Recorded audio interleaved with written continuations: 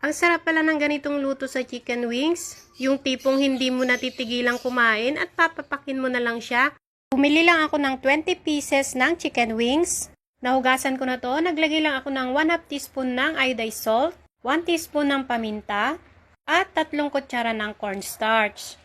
Halu-haluin lang natin ito. At kapag nahalo na natin ito ng mabuti, i-rest lang muna natin ito ng mga 30 minutes.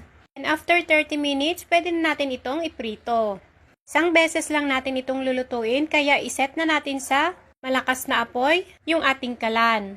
Kapag ganito na yung kulay niya, pwede na ito, iset aside lang muna natin. Madali lang naman itong maluto mga mare. Then itatabi lang natin yung mga sobrang mantika. Bali, nakadalawang batch ako ng pagprito. Set aside lang muna natin ito. Kahit isang beses ko lang siya naprito, crunchy pa rin siya mga mare. Tsaka lutong-luto talaga siya, oh. Gumawa naman tayo ng ating sauce.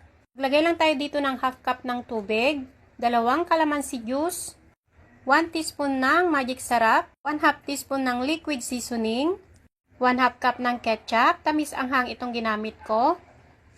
Then, maglalagay din tayo dito ng at 1/4 teaspoon ng honey. Kung wala kayo nito, pwedeng asukal na lang ang gamitin ninyo. Pero syempre, mas masarap pa rin kapag honey ang ginamit ninyo. Pag nahalo na natin ng mabuti, set aside lang muna natin. Maggisa muna tayo dito ng bawang. Bali, isang buong bawang itong ginamit ko.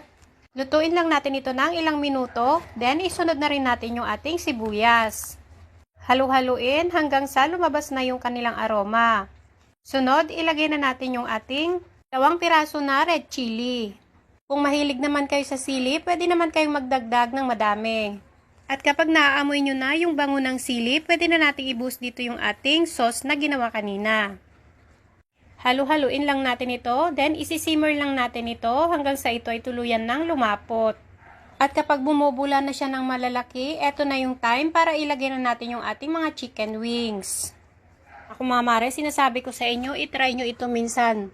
Ang sarap niyang papakin, kahit nababasa na ako sa kusina, tinuloy ko pa rin itong lutuin kasi natatakam talaga ako.